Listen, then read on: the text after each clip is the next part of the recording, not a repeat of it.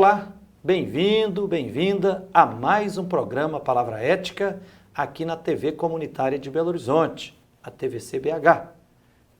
Programas acessíveis via TV Canal, Canal 6 da NET e Canal 13 da Oi.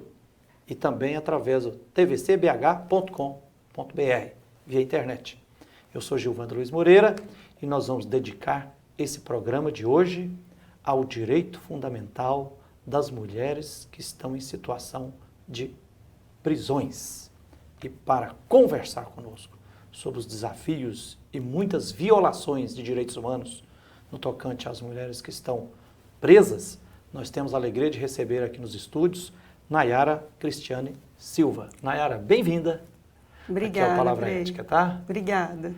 Nayara Cristiane Silva é psicóloga, tem mestrado em Psicologia Social pela UFMG, Universidade Federal de Minas Gerais, e é também professora da Faculdade Universo, aqui em Belo Horizonte, e pesquisadora e comprometida com a causa das mulheres que está em situação de prisões.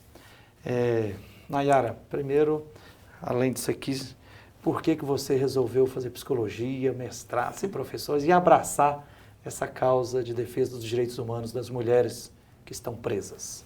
Olha, Frei, primeiramente quero agradecer, o convite, acho que é uma iniciativa muito importante, Esse é um público muito invisibilizado, a gente tem aí, então, um cenário que invisibiliza por causa, que a gente tem esse atravessamento, São pessoas criminosas, a sociedade entende como criminosa, então tem uma invisibilidade, a sociedade não quer ver, ignora, quer que isso fique, inclusive, bem escondido, não é? Com muros altos e bem longe da nossa vista. Bem, eu estudo psicologia já tem bastante tempo, Me interessei pela psicologia e lá em meados do curso eu comecei a militar pela causa das pessoas em situação de prisão. Na verdade, eu nem uso o termo situação de prisão. As pessoas presas mesmo, porque não é uma situação, é uma realidade concreta, bem dilacerante.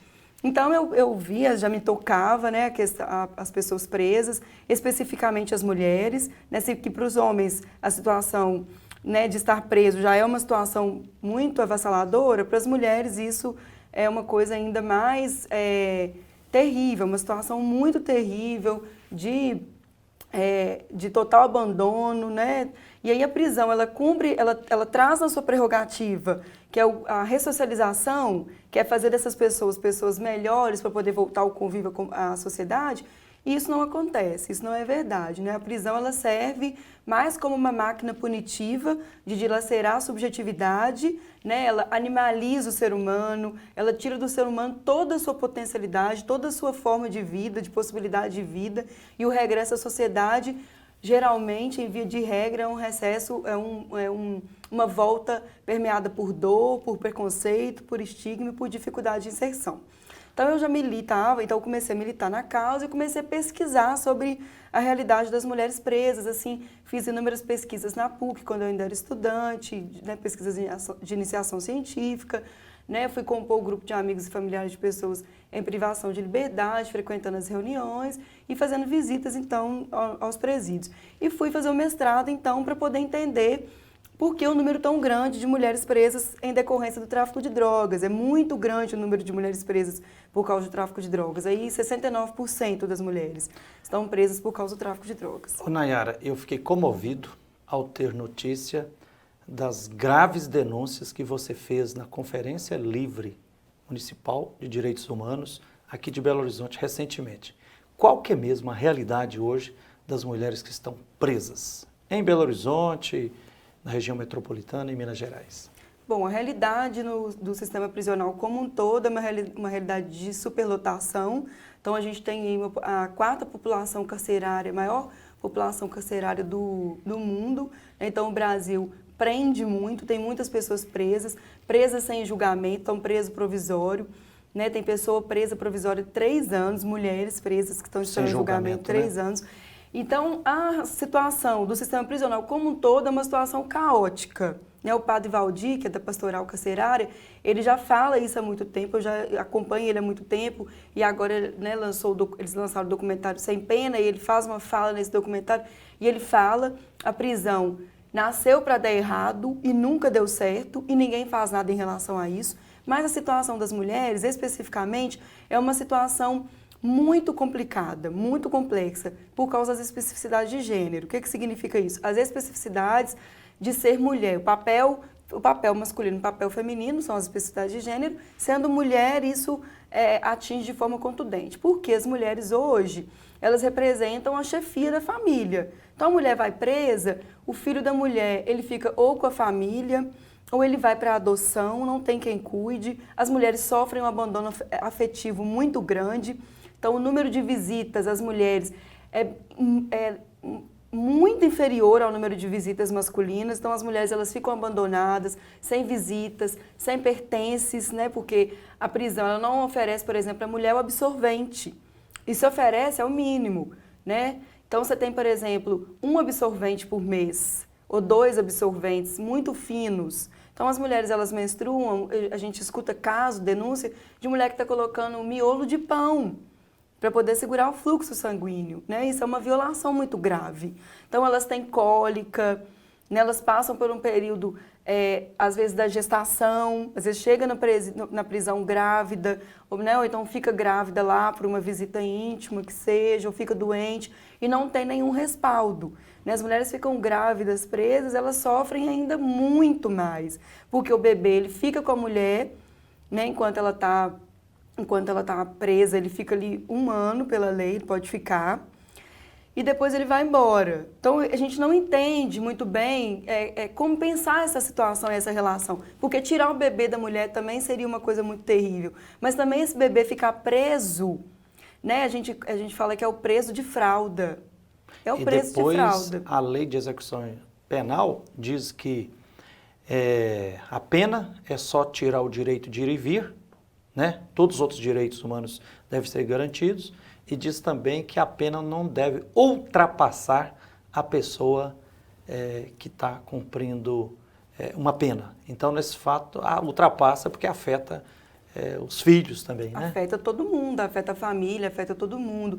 Às vezes a presa mora no interior de Minas Gerais, vai ser presa aqui em Belo Horizonte, ela fica totalmente afastada da família, não tem condição de ligar para casa.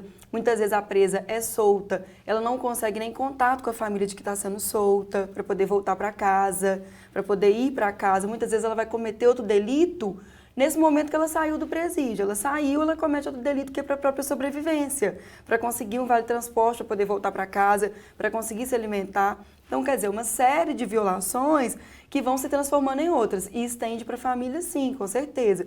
Principalmente por quando a família vai visitar. A gente sabe da visita íntima, por exemplo, vexatória, que causa sérios danos para as mulheres. Tanto as mulheres que vão visitar seus companheiros, filhos, né, na prisão, quanto quando a família da presa vem visitá-la. Por exemplo, a mãe dela vem visitá-la, já é uma idosa, passa por a revista vexatória, tem que ficar agachada, nua. Para quem nunca passou pela visita vexatória, dá para descrever um pouco aqui como é que é?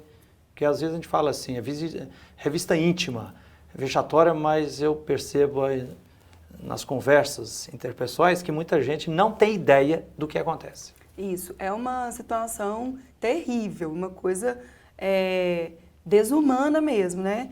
As pessoas chegam, a pessoa vai chegar no presídio e aí os pertences primeiro vão ser avaliados. Então, você levou comida, levou um bolo, aquele bolo é todo cortado, eles pegam uma faca, corta tudo. Para verificar se não tem droga dentro. Para verificar se tem alguma coisa ali dentro. Mas não é só uma verificação simples, eles cortam tudo, eles cortam o bolo inteiro, então vai sobrar só o farelo. Aquilo ali joga depois dentro de um saco. Vai entregar para a pessoa que está presa o bolo todo esfarelado, às vezes, dentro do saco.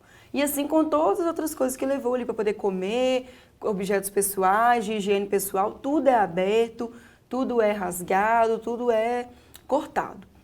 E a pessoa também, ela chega, isso não é todos os presídios, não é via de regra, né? Cada presídio, cada penitenciária vai fazer do modo como acha que é adequado. E aí também está descumprindo novamente a LEP. Cada um faz ali de acordo com a sua conveniência. A pessoa tira a roupa toda, muitas vezes, agacha, e aí tem um espelho por baixo, agacha nesse espelho. Então, a agente penitenciário vai por esse espelho tentar ver se tem alguma coisa introduzida no ânus ou na vagina. E aí, muitas vezes, a gente tem caso de agente penitenciário que coloca luva e enfia a mão dentro da cavidade vaginal da mulher para ver se tem alguma coisa ali dentro. Então, se a mulher estiver menstruada, a agente penitenciário pede para essa mulher tirar o absorvente e faz essa revista íntima do mesmo modo. É extremamente constrangedor. Isso acontece com as mulheres. A gente tem pouquíssimos casos de homens passando pela revista vexatória íntima. Então, isso acontece muito com as mulheres, porque a maioria das pessoas inclusive, uma vovó, uma mamãe, se for para visitar o filho ou o neto, tem que passar por isso. Todo mundo. Não tem exceção. Não tem exceção.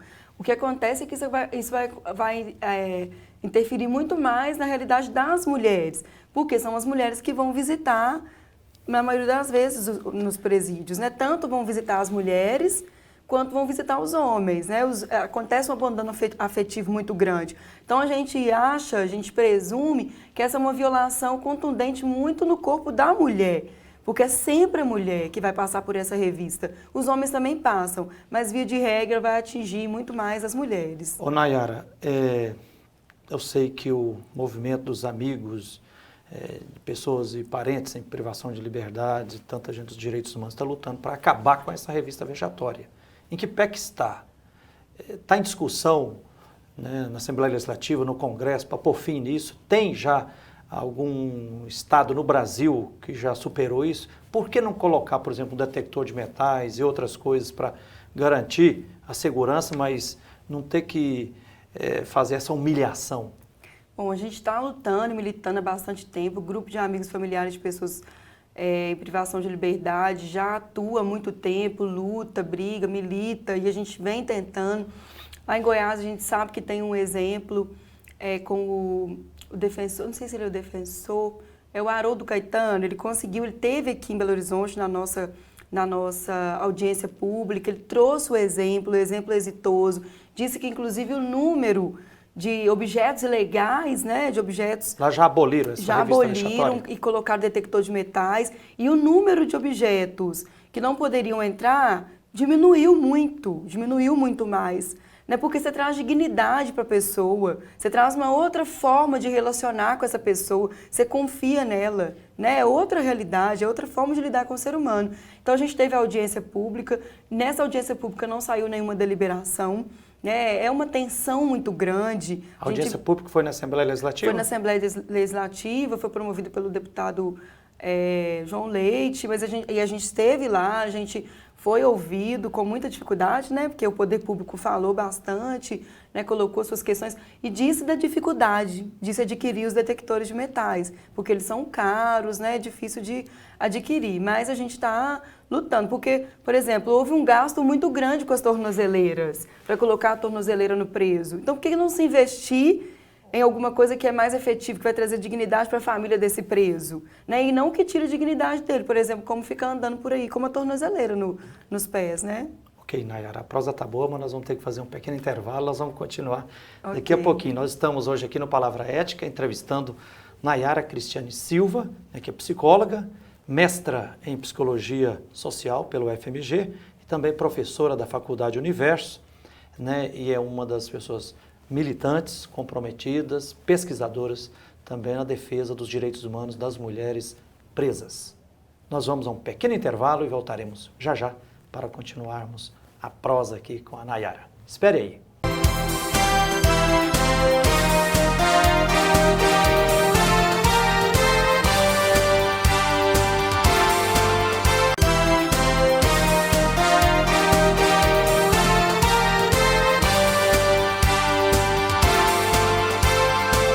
Olá, estamos de volta com o programa Palavra Ética, aqui na TV Comunitária de Belo Horizonte, a TVC BH. Eu sou Gilvando Luiz Moreira, nós estamos entrevistando a Nayara Cristiane Silva, que é psicóloga, mestra em Psicologia Social pelo UFMG, Universidade Federal de Minas Gerais, e também é professora da Faculdade Universo, aqui em Belo Horizonte. Nayara é pesquisadora e militante comprometida com a defesa dos direitos humanos das mulheres presas. Nayara, há cerca mais ou menos de 8 anos atrás, eu fui pela primeira vez no presídio feminino Estevão Pinto, que tem aqui em Belo Horizonte, que é uma das prisões que você acompanha, né? A convite acompanhado do meu grande mestre, o professor Vigílio Matos, grande criminologista no Brasil. Na época eu lembro, fiquei comovido, eram cerca de 130 mulheres presas lá na Estevão Pinto. Depois eu voltei lá umas 4, 5, 6, acho que eu fui lá umas 6, 7 vezes. Sei que 5 anos depois me disseram que de 130 tinha passado para cerca de 500 mulheres presas. A realidade é essa mesma? Está quantos por cento em relação aos homens presos que existe hoje e está crescendo muito o número de mulheres presas? Sim, com certeza. O número de mulheres, esse número só cresce, né? Na Estevão Pinto também esse número só cresce, e como a realidade também do Brasil todo, e inclusive no mundo. O número de mulheres presas ele é infinitamente inferior ao número de homens presos. Cerca de 4%, né, de mulheres estão presas, né, em relação aos homens. No entanto, o número de mulheres presas cresce mais do que o número de homens presos. Então, por exemplo, no ano passado, se a gente tinha um crescimento, se tinha tantos homens cometendo crimes, as mulheres cometiam mais do que os homens. Então, cresce mais o número de mulheres presas do que o de homens presos. Isso significa que essa realidade só vai encher cada vez mais os presídios, né? Isso tem a ver com a entrada das mulheres numa esfera pública. Na verdade, assim, a gente faz estudos, tem muitos estudos que tentam entender por que o número de mulheres cresce tanto, né, vertiginosamente mais do que os homens. A gente pensa e entende que tem a ver com a saída das mulheres da esfera privada para a esfera pública, né? Então, durante muito tempo, as mulheres elas ficaram relegadas à esfera doméstica, né? Não estavam acessíveis aí ao mundo do trabalho como hoje. Então, essa saída para o mundo do trabalho formal, essa saída da esfera privada para a esfera pública e também o aumento das mulheres chefes de família, né? Isso impulsionou, fez com que as mulheres também fossem para a esfera pública e, inclusive, se encaminhassem para a prática, que é a que mais encaminha as mulheres para a prisão, né? Que é o tráfico de drogas. 69% das mulheres hoje estão presas por causa do tráfico de drogas. E se não estão presas por causa do tráfico de drogas, estão presas por alguma atividade que estava relacionada às drogas, né? Então, às vezes, ela furtou, né? Rouba, mas também ali motivada pela influência do uso de drogas, muitas vezes. O número, por exemplo, de mulheres que são envolvidas com crime contra a pessoa, então, por exemplo, né, com as violências, os homicídios, é muito pequeno. Isso é 0,2%, por exemplo. Os crimes cometidos pelas mulheres estão mais relacionados à esfera pública, né, o crime contra o patrimônio, do que contra a pessoa, né, mas assim, muito influenciado pela questão das drogas. Então a gente vai ter mulher presa porque estava na biqueira, né, nas bocas, que são os locais onde normalmente acontece, onde geralmente acontece o comércio das drogas, e aí ela vende a droga para o uso pessoal. Tem muito isso, muita mulher dependente químico que está presa. Isso é uma questão muito grave também, né? Ô Nayara, basicamente, jovens. Jovens, com certeza. Não gosto muito de falar essa palavra perfil, mas eu vou ter que usar aqui para poder ficar mais didático. O perfil das mulheres presas é esse, né? São geralmente mulheres jovens, negras, é uma coisa que a gente precisa de marcar. De periferia. Né? De periferia. São mulheres jovens, negras, de periferia, com baixa escolaridade ou nenhuma escolaridade e que antes estavam em subempregos. Né? Então, trabalhando como babás, na informalidade, como domésticas. E isso não quer dizer que são as pessoas pobres e negras que cometem crime. Isso é uma coisa que tem que ficar clara. Porque senão a gente faz uma vinculação óbvia de pobreza com criminalidade que não existe. Na verdade, é pobreza com seletividade penal. Quer dizer, as pessoas pobres, elas estão mais ao alcance da repressão policial. Então, por isso, elas são mais presas. Hoje tem muita gente que diz assim, tem muita violência e insegurança social porque tem impunidade. Mas eu já ouvi muitos professores e já li muitos textos dizendo assim, atenção, hoje no Brasil nós temos um excesso de punição para os pobres, jovens, negros, povo de periferia, e um excesso de impunidade para muita gente da classe dominante, os chamados do colarinho branco, né? Então não é assim uma impunidade generalizada, é punição em demasia para classe empobrecida, né, classe trabalhadora, e falta de punição para muitos casos de outros lados aí, né? Com certeza, Nayara, você dizia no primeiro bloco aqui que as crianças, por lei, podem ficar com as mães presas até completar 1 ano de idade e que depois elas saem. Saem e vão para onde? As crianças. Bem, essa é uma situação bem complexa também, bem difícil que essas mulheres enfrentam, né? E que a gente vem já debatendo há um tempo.